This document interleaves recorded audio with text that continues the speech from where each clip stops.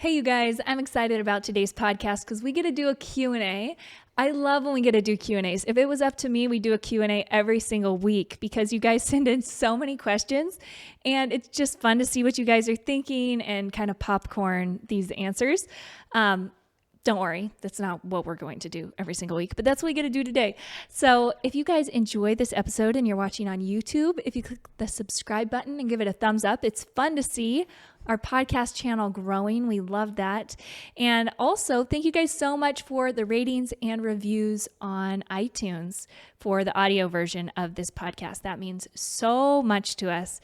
And we just want to thank you guys so much for taking the time to do that.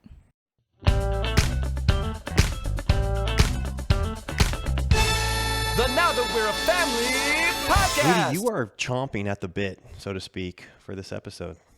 Well, yeah, I don't know why I'm excited. We just have tons and tons of questions we haven't answered. And as I was scrolling through these, I don't want you guys to think I'm getting don't get your hopes up. Like, this is going to be a great episode.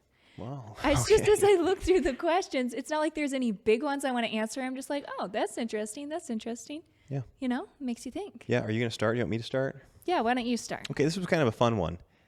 Okay. Your top 3 favorite weeknight dinners, weeknight meals. Maybe I should ask you what your top 3 favorite weeknight meals are. Sure. You say one, I'll say a couple. Okay. I think they are different in the winter and the summer because our house does get a little bit warm in the summer days. And so I think we're less likely to do some of those cozy comfort meals. We don't have AC, so we'd like to keep the oven off. Exactly. So like taco salad is one of my favorite in the summer. There's one.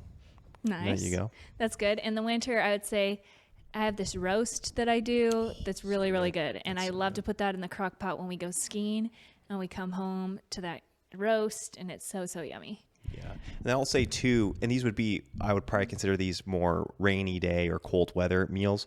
One is that tortellini soup with the sausage. That's really good. I like that one, really especially good when you make those biscuits with it. Oh, that's so good. And then the other one is that it's like that Thai chicken soup on the noodles. You know what I'm talking about? Oh, yeah. And you put like Thai chicken curry and then yes. you put like cashews and lime, exactly. cilantro, and red chili flakes. It's another fun cold weather meal. You're right. Like. I'm excited for cold weather meals. I feel like we're kind of burnt out on the hot meals that we've had in rotation. But I mean, like go-to meals are hamburgers and tacos and sourdough pizzas. Yes. Love those. Okay. So this person asks, when kids ask why they are not in kindergarten or school, what is your answer? And I think they definitely have asked that. And I say, because mommy loves to teach you and I don't want you to be away from me all day long. I'd really miss you guys. And they seem to like that answer, and it's true. Yeah. I don't want my kids gone from me all day, and I do love to teach them, and I love being the sole, being able to run everything by Elisha and pray about it and feel confident about what we're teaching them and not handing that over to someone else. Yeah, it's such a gift and a privilege to be able to homeschool. I know you can't do that in every country. Yeah. And so to be able to take advantage of that opportunity that we have here in the U.S. just seems like a no-brainer if you're able to do that. And it is just a gift. And so I think my parents always gave me that type of answer.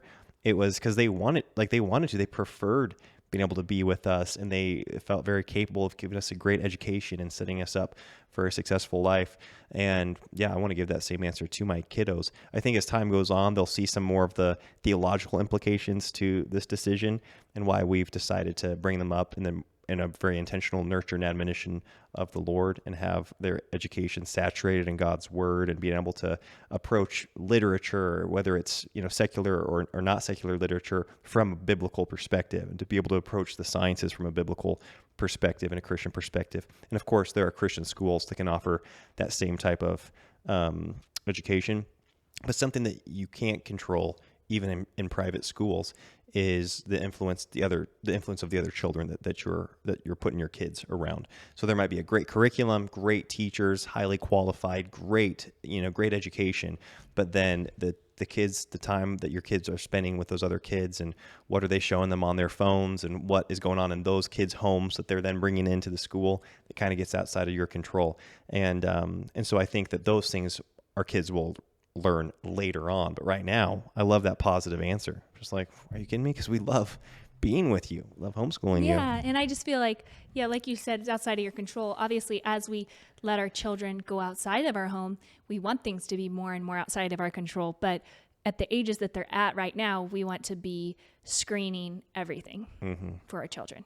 And so we just don't feel comfortable handing anything over. Okay, so what's another question? This is just kind of fun, okay? It's kind of along the same lines. What is one of your favorite things about being a stay-at-home mom, and what is one of the hardest things about being a stay-at-home mom? Okay, so one of my favorite things is definitely teaching my kids, because whenever they learn something new, I get to be there for it, and I love it. I have a lot of vicarious fulfillment. I tell Elisha this from my kids achieving things, and I don't think I push them too hard. I hope not.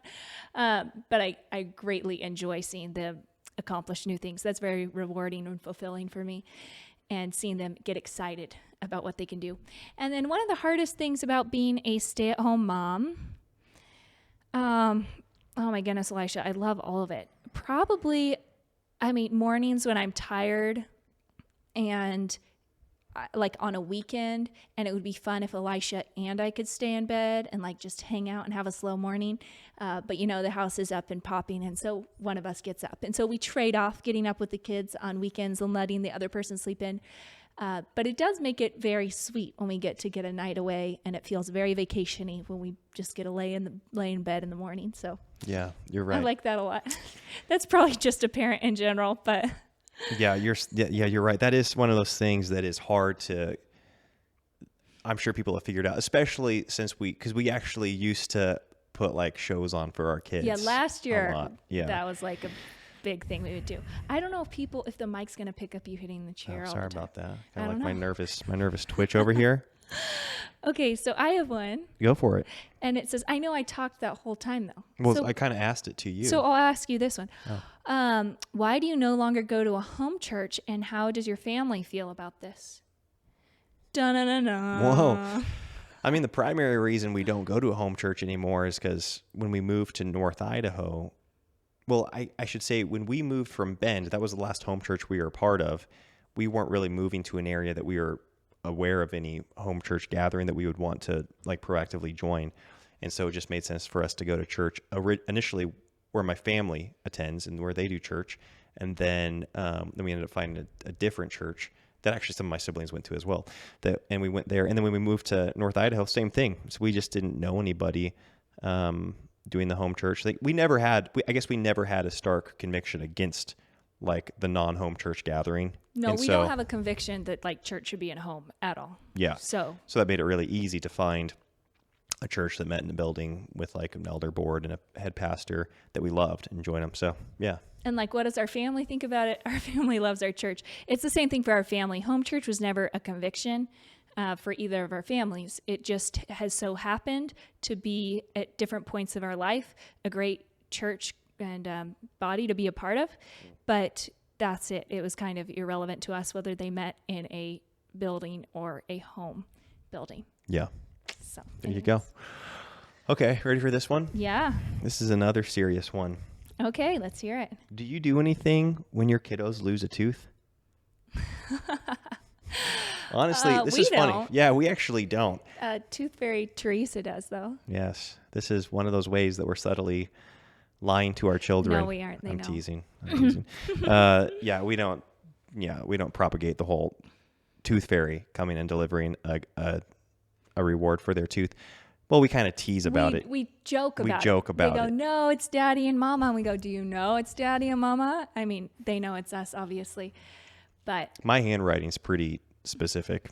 It's hard to hide who's writing the notes. But yeah, so Leon's the only one that's been losing teeth, right? Lucy's lost two. Lucy's lost two? Okay.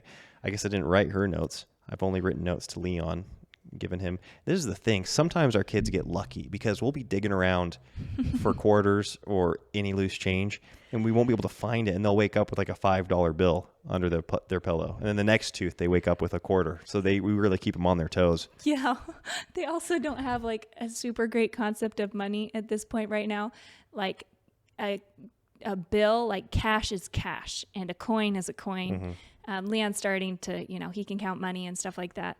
But the other kids, they're just stoked to have something to put into their piggy bank. So we don't have a specific set amount of money. Tooth Fairy Teresa always delivers the note with the cash, and Elisha started it, or the money, and Elisha started the Tooth Fairy Teresa thing and just wrote this long old story. Basically, we write them little stories about what Tooth Fairy Teresa's been up to and how she's proud of the kids and what they've recently accomplished and who she hopes that they're going to grow into being. And it's this real exhortation from Tooth Fairy Teresa.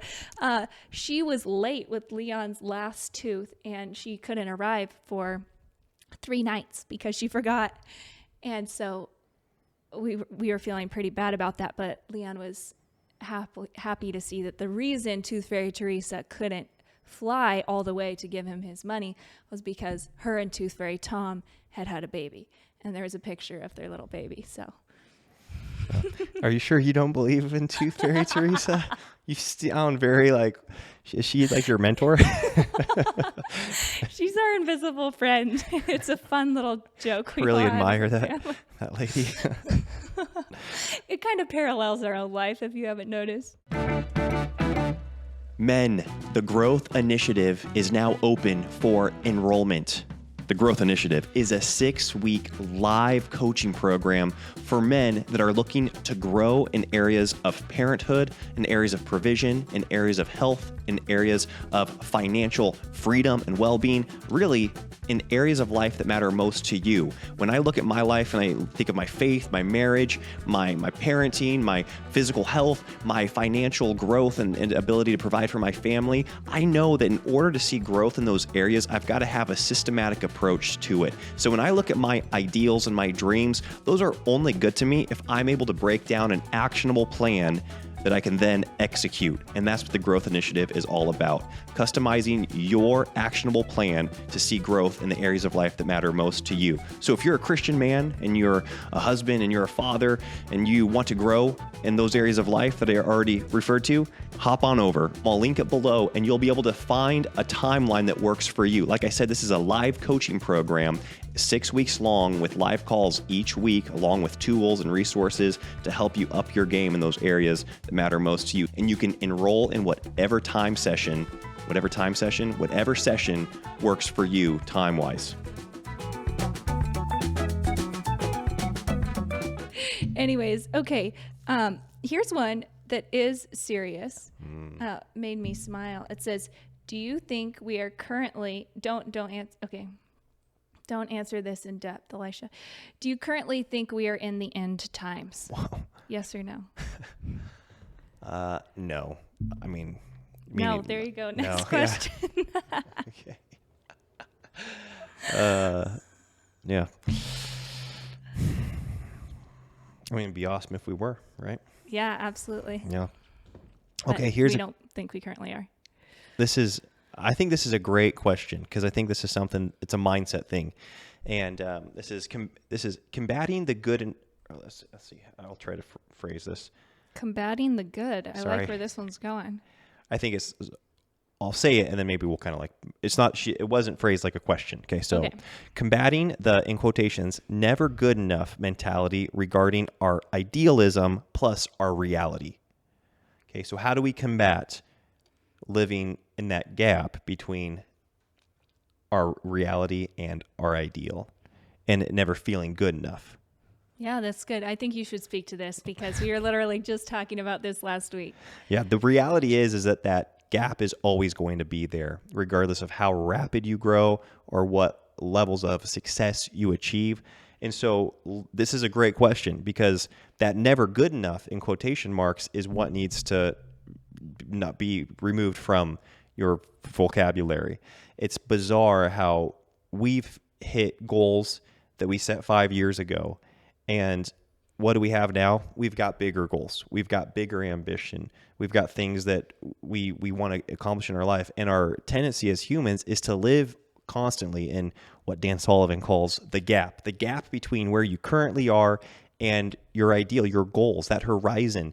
And it can be a really discouraging thing to hear that, oh, the horizon is always moving. Like, I grow my income by 20%, but then now I realize that in order to have the quality of life that I actually want with my kids or to take them on the trips I want to have, I need to grow another 20%. And it's always out in front of you. Or I wanted to hit this level on my fitness and I hit it, but now I want to be there.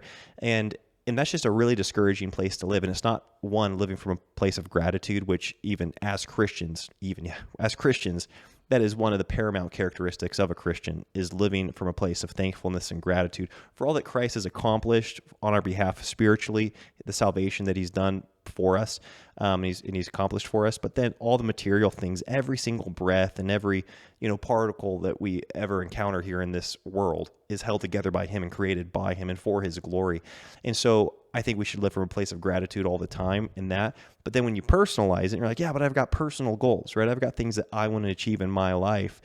And this is something that, again, your father speaks to a lot, is you've got to learn to live in the gain. And so the gap in the gain, once again, a concept developed by Dan Sullivan, is instead of measuring the distance between where you're at and where you want to be and just dwelling on that, living right there, you have to measure backwards. You have to measure the progress that you have already made, whether that is, maybe it's not monetary yet, but you have made progress in your schooling or in the foundation of building a new business or in, expanding your work experience so that you will someday be able to grow your income. But you got to measure that progress and then live in that space of measuring the gain. You're like, look at the gain. Look where we were 3 years ago. Look where we were 3 months ago. Wow, God's so good. And when you get to live there, then you live in a place of thankfulness, of gratefulness, and of optimism for the future. And you're actually able to grow way faster than you would if you just looked at the gap between where you are and where you want to be. Yeah, and that's where we're the most content too, because we can't help that horizon continually moving. The heart of man is never satisfied, and obviously we can be satisfied in Christ, but there's this natural part of us where it's all about the journey, and we're supposed to continue journeying. And I think that's why the horizon continues moving, because we aren't supposed to be in this state of just staying the same. We're either going forwards or going backwards. And so we should really consider it a blessing that our goals continue to grow, that our desires continue to grow and always stay out in front of us, because that forces continued growth. But we can be very content while we're growing, as long as we're just measuring backwards. And that really keeps us content on the journey. So yeah, and this applies to every area of life. That you can become discouraged with your child training, with your kiddos. And you're thinking, oh boy, I have this ideal, this goal, or the horizon of them all keeping their hair combed and sitting in a straight row at church and, not, annoying one another or stealing each other's crayons.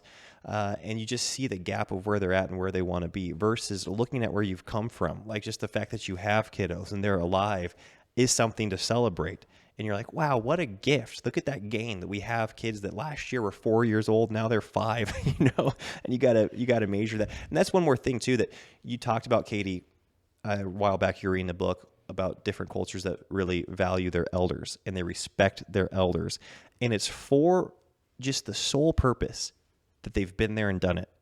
It's like, oh, were they successful? It's like, we're not asking that question. Like, yeah, there is various levels of respect that you give for somebody that's, that's raised his children to love and honor the Lord. You respect that and you honor that, or that's succeeded on a level, in their career. But just by living, they've done something that you've not done, and you can respect that. And so I think as humans, we can apply that to like our own situation, be like, hey, we lived the last 6 months. We experienced new things, and you can count that as a win. yeah, I like that perspective a lot.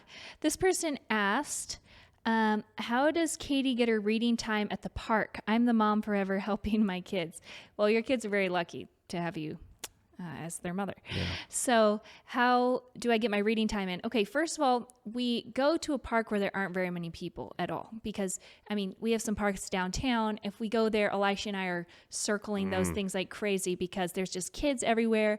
It's not a very closed off environment. It just seems like a great place for a child snatcher to come and pick up a child. Yes. So there are parks where we are high alert and there is no multitasking going on. We have a couple neighborhood parks where we will be the only people at the park, or there'll just be a couple kids there at the park. And so it's very easy for me to hear everything that's going on, see everything that's going on very close right there. Yes.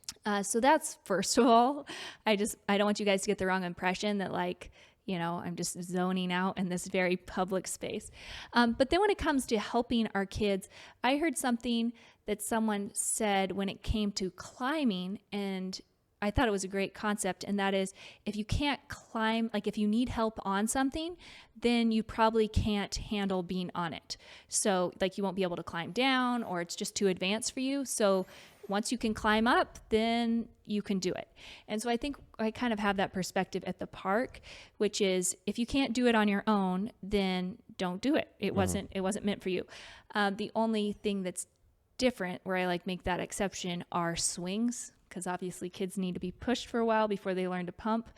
But we do that a lot too, where it's like, oh, you don't know how to pump, and so you can't be on the swing. Yeah, like you pick and choose your times when you're willing to push them. Yes, exactly. But it's not, if they want to be pushed all the time, every time we go to the park, it's like, no, sometimes mommy does that, sometimes she doesn't. Once you learn how to pump, then you can have complete control over every time that you get on the swing. And like, yes, I'll help you up, but you're going to entertain yourself once you're on there.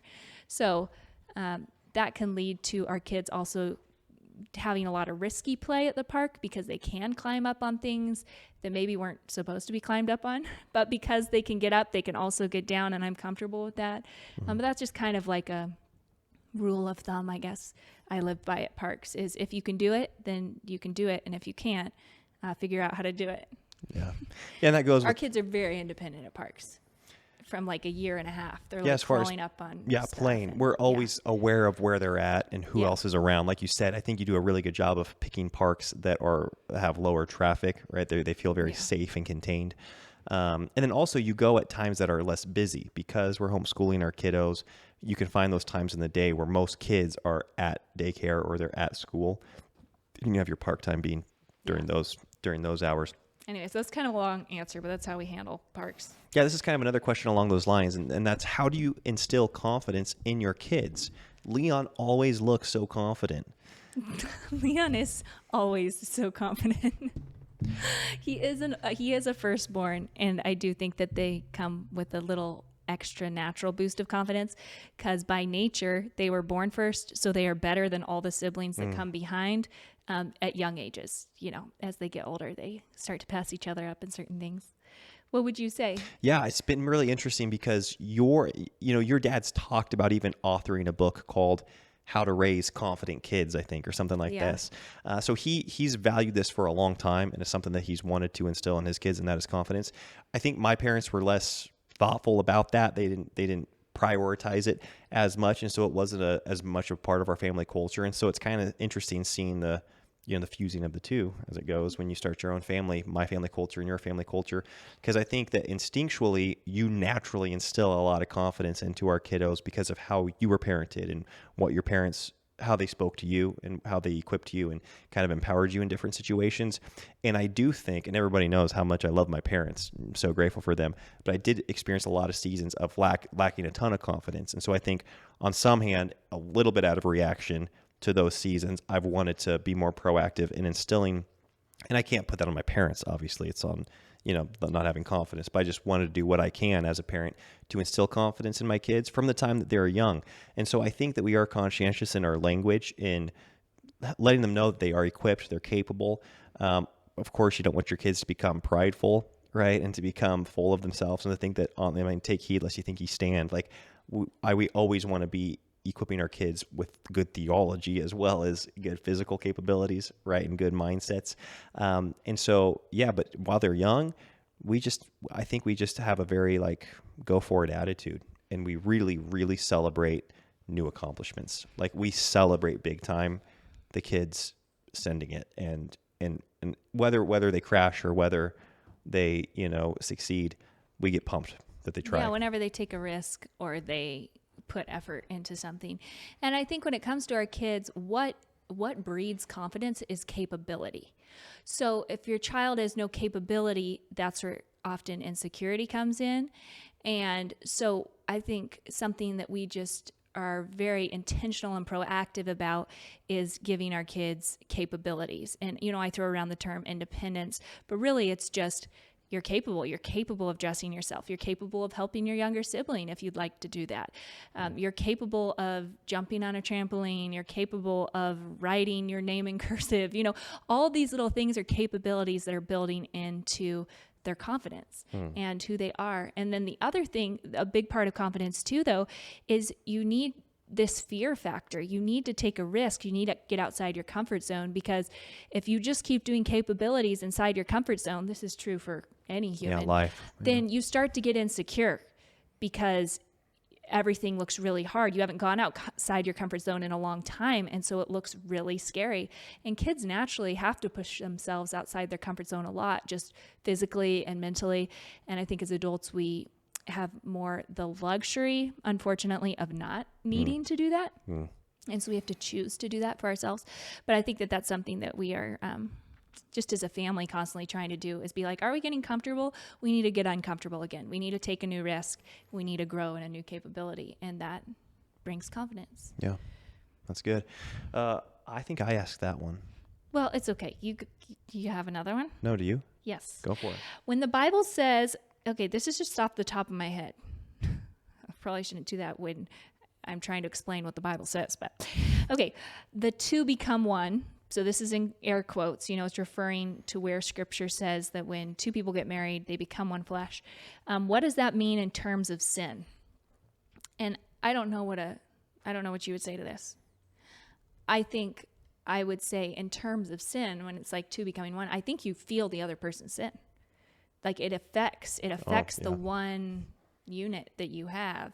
It doesn't mean that the other person physically sinned with you necessarily, but when Elisha sins, it hurts both of us. When I sin, it hurts both of us.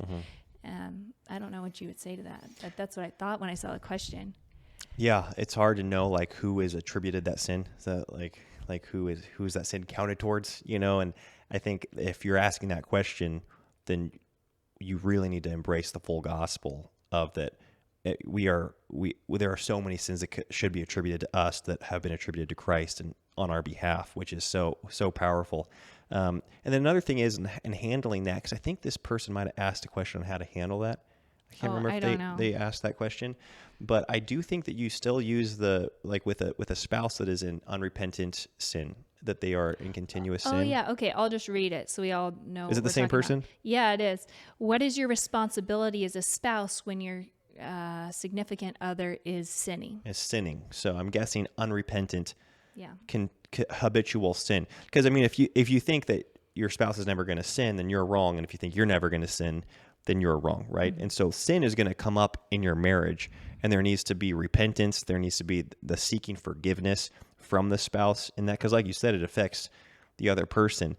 Now, unrepentant sin, or somebody living in sin and arguing that it's not sin, being like, no, this isn't that big of a deal. It's just a little bit of pornography here and there. Like that, it's just not that big of a deal. That's unrepentant, habitual sin.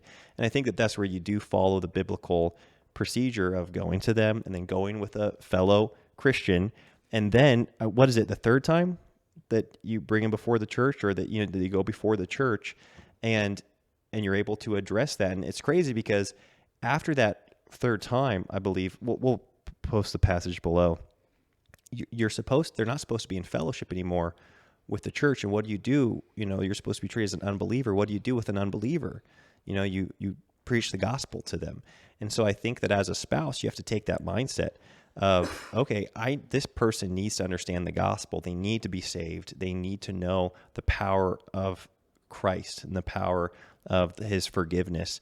So, I mean, again, the level of that sin, it's like everybody's going to be falling short in some way. And some sins are different. Like, I don't know if this is a guy or a girl writing the question. Did she say husband or? No. Yeah. No. And because it's so easy to point to the sin of another always. And our culture has done a really good job of making some sins seem way more like important than others, and let a lot of other sins just kind of go like, well, that's not really that. It's kind of like a JV, it's junior varsity sin. And of course, that's, I don't think, the case according to the Bible, And so anyways, acknowledging your own sin, being like, oh man, I need grace from my spouse, I think is important. And then walking through that biblical mandate for church discipline. Yeah. Do you have another question? Yeah. No more comments on that? No, I don't. I didn't see the first one. I was just going to answer the second one. Got it. Okay. Do you believe in dating apps? I don't know if I believe in dating apps. It's not like part of my doctrine, but Do you believe in their existence? I believe they exist. Some people very close to me use them, and I don't think there's anything wrong about using them. Do I think like sometimes they work out? Yeah. Do I think a lot of times it's kind of defeating and like a bummer, and I've seen people get really bummed out using them? Yeah, but that's just kind of navigating the space of life being single. You know, it's just tough being single, and it's tough like seeing someone's profile online and thinking they're a great person and then meeting them in person and being like, what a dud, you know? And so obviously there's a lot of that because you could really posture online. And so you're just going to have to go through a lot of like probably meeting duds in order to find a great person. But do I think it's wrong? No, I just think it takes a lot of energy. Yeah. But it's just hard to find a spouse. It I don't is. know. I don't think you need to be restricted to your local demographic No doubt. either. Like back when I was, dating, it was mainly Facebook where you'd meet, like-minded friends, or, you'd click on the little picture and you could see everyone that was tagged. Mm-hmm. And I went out on a couple dates with guys that I met that way. Mm-hmm. And I think it can be a great place to meet like-minded people, like the online world. Yeah, I don't know why you wouldn't utilize that resource. There if you you are go. if you are single and you're desiring to meet somebody. And obviously some are more just like hookup apps, and some are more like legitimate long-term relationship apps. Yeah. You know? So obviously be wise in which apps you're using. Yes. But yeah, why wouldn't you use those resources, if you want to find somebody? Shall I go again? Yeah. Did I do that one? Or you did I that asked that one. Okay. I think you're stumbling over there. Okay. Let's see. Do you ever, I'll just answer this. There's a couple questions about this. Did you ever date long distance? If so, tips, please. Oh, man. Dating long distance. Yes, we did. Yeah, We did for... No, you're right. Yeah, you stayed on the other side of the table for a couple dinners. Oh, my word. Stop. No. We did. So the first time, we aren't talking about the first time we talked. Okay, the second time when we were actually dating, Elisha and I lived in the same town for a couple months of it. And then for a couple months of it, we were long distance. Yeah. December, January, February, maybe 3 months we were long distance. Yeah. And I don't know. I feel like there's a lot of opportunity with long distance. There is. Yeah. I don't think it's ideal, but it can lead.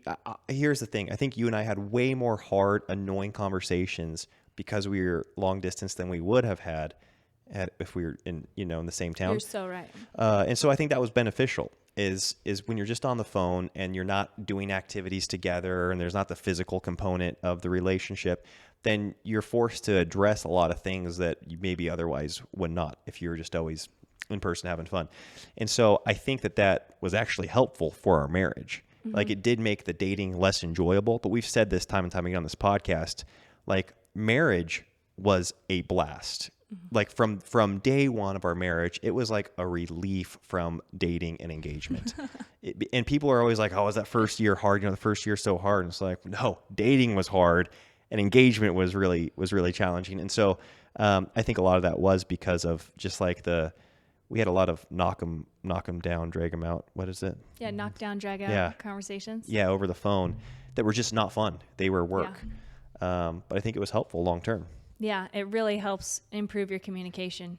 But then on the flip side, if it's only long distance, I think there can be this you think that you're connected because you're able to connect on all these big conversations. You're like, wow, we agree theologically, we agree with our philosophy and our ideals for life.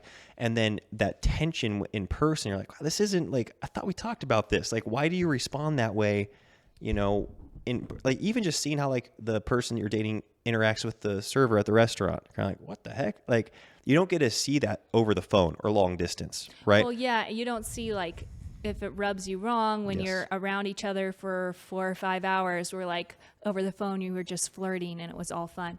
Elisha and I did have not each other, but we both had long distance relationships, so we're primarily long distance. Yes. And that, at least in my experience, I thought I, liked the person, but then in person, there were just some huge things that were lacking that I just was unaware of because I sold myself this like fairy tale in my head that was because I wasn't based in reality. It was just online. Got it. So Yeah. You Yeah. know. Yeah. I think similar to me, whereas like, yeah, it seems so easy and good over the phone online. And then just the mechanics of living life, all of a sudden it's like, you're waiting for somebody like to get ready, and you're out in the car and you're like, why? Like all of a sudden those little things that you don't get to experience unless you are doing things in person it can reveal a lot more about how you actually click and what that dynamic is. One more thing. You really want to see the person in person around their family, around their friends, and likewise have them around your family No and doubt. your friends, and have other people looking into the relationship, because that's something that the online world it can really be isolating, and you don't get a good grounding of what's that person like in real life in their sphere or yours, and you don't get other people's advice. We had a little too much advice, but overall it was all good. So anyways, That's a good point, because yeah, you kind of want both. and somebody that can be really comfortable talking on the phone or FaceTiming or writing text messages, and they seem like they wax, eloquent. Is that how you say it? Yeah. Waxing eloquent.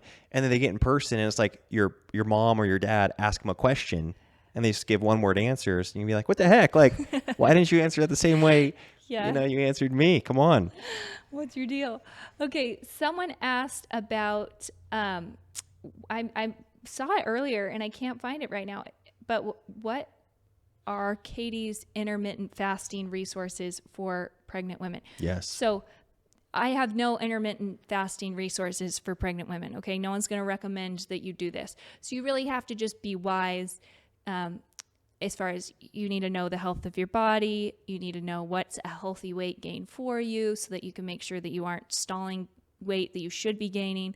You need to be like in contact with your midwife or your healthcare provider and making sure that when they're testing your blood and all that stuff, you have good minerals and good nutrients and you aren't lacking in anything, that your thyroid's doing good, that the baby's heartbeat is always healthy and is not sluggish, So you kind of have to monitor it yourself.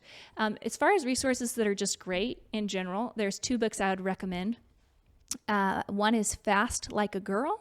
I'll link that down below. And the other one, I forget the whole title, but I think it's called The Glucose Goddess.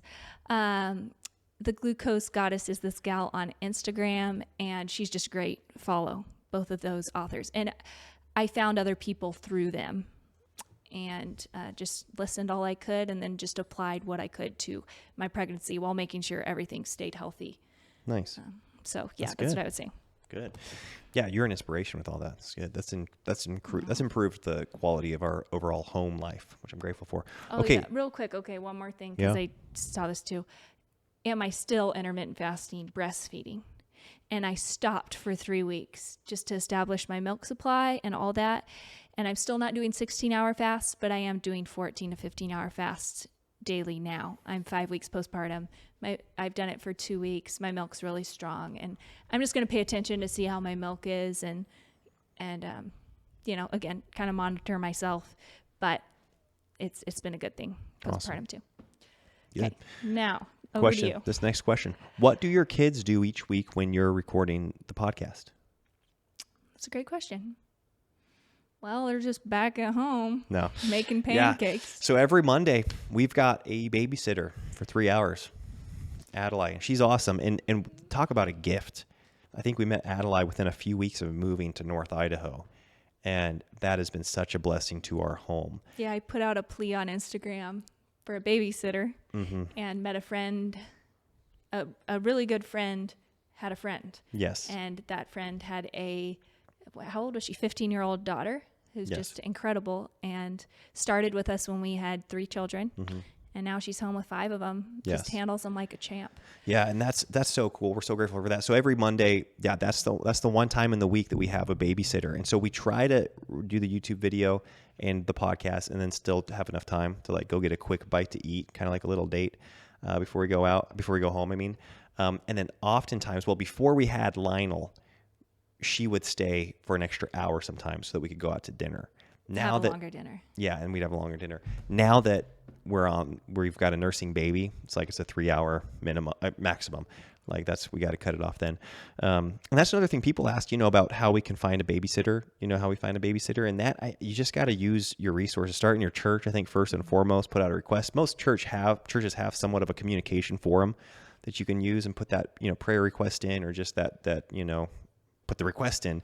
And then like what you did, you just put out a poll on Instagram, just kind of like anybody North Idaho recommend. And then obviously you've got to do a lot of vetting from that point forward. And this was great because we knew somebody that we trusted very well, that knew somebody that we were able to meet. And then we knew people that went to their church. We're like, seems like a great community, great family. And so anyways. Yeah, she was young. I mean, things to look for, like with a young girl too, is like, who's their boyfriend? Do they have one? Yeah. Is he going to be coming by? Because you don't want that, you know? Or I just felt so safe with Adelaide right off the bat, because I left my computer there with my password and was like, hey, you could turn on a video for the kids, because that's what our old babysitter used to do every time she came over. And Adelaide never ever once has used the computer. She just plays with the kids. She doesn't have a smartphone. She's just cool having her other phone, or at least I don't know what she does now. I trust her implicitly with anything she brings into our home at this point. But there were just certain things where it was really nice that I could trust her with certain things right off the bat, which was a really big blessing. And in times past, with babysitters that we don't know super well, I have had them babysit the children while I am upstairs doing something, or, and I get to hear the kids interact with them. I get to hear them interact with the kids, and do that for 2 or 3 times until I feel comfortable with Elisha and I leaving. And also you have I want to say, like, you have a baseline, like, what do they call it when they run tests? You need to know what your baseline is before you know what your test is. Anyways, I have this baseline for how the kids respond when they're there, how the kids respond when they leave, what the children tell me about what happened, because I already am aware of all of it. And so then if Elisha and I go on a date and I come home and one of the kids is, if something were to happen, I feel like I would have somewhat an idea of something went wrong. Yeah. No doubt. And so that's helpful. It is. Good. Okay. How about this, Katie? Are you planning on your children going to college? Well, we're definitely planning on all of our children getting their bachelor's degree. That does not necessarily entail going to college these days. And especially when our kids are, 18 years old, who knows where we will be technology-wise, or where college will be. Yeah, or culture-wise for that matter. Yeah, all of these things, we're just, so I think we hold very loosely the thought of which children might go to a physical location for college, but having them all achieve a bachelor's degree is something that I really want to be a part of our homeschool. What are your thoughts? Yeah, same thing. And ideally, sooner than what is normal. And I think that so much of that college work can be done when they're still a high school age, especially when you can do it online from home. So if we're going to be homeschooling, I think at this point, our goal is to have a lot of those last years of high school be college online. But I know that we don't want them to get what would be considered like a typical college experience. Like, we don't want them to be going to a 4-year like university and the boys being in a fraternity and the girls being in a sorority. Like, we don't want anything to do with that, or anything even resembling that, I think. And so, because I know there's a lot of like levels to even that experience. And so, I think that's where we're at with our kiddos now. And that's, our kids are young. Something that we do, so we could change our minds, obviously between now and then, and lots of things could change. But I think something that we do feel compelled to at this point is to not do what we can within our capabilities of giving our kids as many opportunities and options as possible when they are young adults. So I don't want to make a decision for my kid when they're 8 that college doesn't matter, and that they're not going, like, well, you don't need college. You can just be an entrepreneur. That's what I did. and have that dictate the rest of their schooling. I think it's kind of being a little bit unfair to the kid. Of course, there are going to be things that you can't give your kids every opportunity. So you have to draw the line somewhere, but it does seem like that's one that you can just give them at least the baseline academic opportunity for, of saying like, yeah, I want them to be equipped and capable of excelling in the college space, and ideally just having that bachelor's degree knocked out sometime around the time they graduate from high school. Yeah, so I graduated with my bachelor's right after I graduated high school. It's a very doable thing to be able to do. And I feel like the bachelor's degree is the new high school diploma. It doesn't really get you that far, but a high school diploma, obviously we're both entrepreneurial, so we'd love for our children to just think in terms of a value add mindset, not a hourly based mindset, maybe, like our sons specifically. But yeah, like you said, we don't know what they're going to want to go into. And we really want to set the expectation right now for our children that they are getting a bachelor's degree. And that can change, but I've seen a lot of parents say, okay, college is optional, and then their kid's 15 years old and not having anything better to do with their life and being like, well, I don't want to go to college. You said it was optional. It wasn't really important. I want to drop out and do X, Y, and Z. And so we just want to set the expectation early that like, hey, you guys are going to be doing school, and academics are going to be your primary focus until you're 18 years old. Okay, so we have you that long with academics. Yeah. And then we can change our minds. But I think it's easier to change your mind that way than to sell your kid on like more years of schooling. If that Later makes on. sense. Later Yeah. on. You know what I mean? I'd rather sell an 8-year-old Yes. on this is your academic runway than try to tell a 15 or 16-year-old that wants complete independence that they have 2 more or 3 more years of, full-time school. Yeah. So Yeah. we'll take it kid by kid, obviously. Yeah, and I think a pro of doing that bachelor's while they're still at home is you get to navigate with them some of the content that might be a lot more secular and just less helpful, to their walk as a Christian. Even, if you are dealing with that, ideally you even find a very good Christian university. And then if they choose to continue their education and pursue postgraduate stuff, usually that is the environment there is far less party heavy. Like the kids there are not Less in those experiential. programs. Yeah, the kids in those programs, even if they're at the universities, are a lot more serious about just being there for the schooling. I mean, and the education. And you're dealing with less, politically charged and morally charged content if you're in a graduate program. If it's in a field, obviously, that doesn't pertain to that.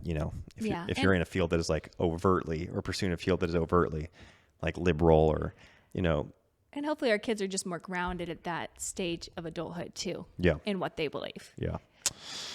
Okay. Katie, do you have any more? Yes. Let's hear it. Okay. This person asked, what do the kids do while you nurse the newborn? So we just did a video on our current screen-free activities that we do. But primarily they read to me. They practice their reading. We all love that. That would be Leon and Lucy. And our 6-year-old and 5-year-old. And then they knit while they sit next to me. They practice their piano while I listen to them.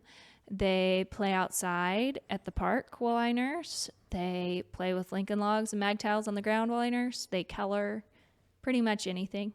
like it's funny. I would have thought that I would feel restricted nursing or whatnot, but it actually just is a great opportunity that they can have my full attention and we can learn something together. I can read to them. I can read aloud. You could do a lot of things sitting down, I found. Yes. I can live my whole life from the couch if I wanted to. So, yeah. Whoa. That was it. That was abrupt. Well, I got a bubble in my throat, Sorry. and so I just had to stop immediately. Okay, this is the last question I'm going to ask. You can ask one after okay. this if you want. Only one, though. This Okay. is my last. Does Katie take all the kids out to run errands weekly, or does she wait until Elisha is home so that she can go alone? What would you say? It's a little bit of both, but primarily you do as much as you can by ordering groceries. Primarily, his From the wife couch. doesn't leave the No. couch. No, well, yeah, exactly. You do as much as you can from the couch. I would say, I don't know if it's a weekly thing, but yesterday you took the afternoon on the weekend a lot of times. I think it's probably twice a month. Twice a month? Like, Yeah. I'll get a hankering to get out, and I'll be like, hey, could I, run and do some errands by myself? Yesterday, I went to our health food store that was, it's like got all the specialty items, and you just kind of wander around, and it's quiet. And so that's fun. I did that. Yeah. Sometimes I will go to Target, or if I need clothing, which typically happens probably about like once a year when I have a baby. No, every once in a while though, I'll be like, oh, I feel like I'm in a new size. It sounds fun to go get a couple new items. Can I just go try on some clothes by myself? Yeah, we don't like driving around. I hate driving around. Yeah. And so we're either all doing it together usually. Like we load all the kids in and we're going to the lake, or we're going whatever on a hike, going to do a hike somewhere, or going to church. Those are the three options. And then, most like if there's like a last minute errand that needs to be ran, it's usually me like on my way home. We have the one car. So usually I'll just like call Elisha and be like, can you grab this, or can you stop by here? Yes. Because I think that's the thing, is that you don't want to do stuff. Like you don't. No. And the other thing is like, I really like Elisha, and I really like hanging out with him. So if he's going to be home with the kids, then I would rather be home with the kids and him 99% of the time. It's like, hey, like Elisha will bring up like, hey, do you want to take the car this afternoon and go do something? I'll do this with the kids. And I'm like, well, can I join you guys? Yeah, exactly. But I feel like that happens. It Yes, is fun. exactly. And sometimes you'll take me up on it if you really need rest. Like you're good at managing your energy. I feel like where you're like, okay, I actually do need a nap. Yes, take the kids. Well, yeah, sometimes we'll do that. Or like I feel left out, but Elisha takes the kids to the river or something, and I stay home and nap. But yeah, still you're staying home. And then once the kids are in bed, neither one of us want to leave the home. We're like, are you kidding me? This is the best. I mean, our house is the best spot ever at any time of the day, I think. But especially like the kids are in bed, you and I get to hang out. I mean, I think you feel the same way. You like don't want to go run errands. It's very restful. And go grocery shopping or something. Yeah, I mean, I do everything online. Basically, I do everything I need to do online. If I want to do an errand, it's optional, and I might do it if Elisha gives me some time to do it. But no, I do not take all of our kids to go do everything. Oh. We did that for a period of time. And then I get Costco delivered to my house. We pick up an Azure order, and that's just not something I want to spend my time doing. I don't feel like it's very efficient. We live in a suburb, so everything can come to my house. It'll be different when we live further out of town. Yes, indeed. Cool. Do you have a closing question? I feel like that's a lot of pressure to have a closing question. We could probably just end on that one. Oh, okay. This person asked for a list of all of our winter weather gear. And I think we'll link the video down below where all that is linked in the description box, because we have a weather video. Yeah. I don't know if we got the snowsuits in that video though. Really? I know we have the rain suits. And we have. Well, Megan listens to this podcast and she's awesome. And she will put the snowsuit link in the weather video. Yeah, they're nice. Trust me, those things cost a small fortune. They're expensive, but I will say this. Our kids fit in them last year. They're amazing. Oh, yeah. They will fit in them again this year. They will fit in them again next year. They actually have these little stitches that you can pull out, and the legs and the arms extend, and the body's already super long. So we aren't buying suits every single year. No. We're buying 0 suits this year. I just need a wrap or something for Lionel. Mm-hmm. So, I mean, when you say it's an investment, they truly are an investment. Totally agree. And they live in them every single day in the winter. So it's well worth it. Okay. And that'll be it for today. Thank you all so much. We love the questions. There were a lot of questions this time, and we probably answered 2% of them. There was a lot of questions. I don't know, but it's fun. Thank you guys. We love hearing what you're thinking, and you hear probably too much about what we're thinking, but thanks for being here and listening. We'll talk to you soon. Bye-bye. Bye.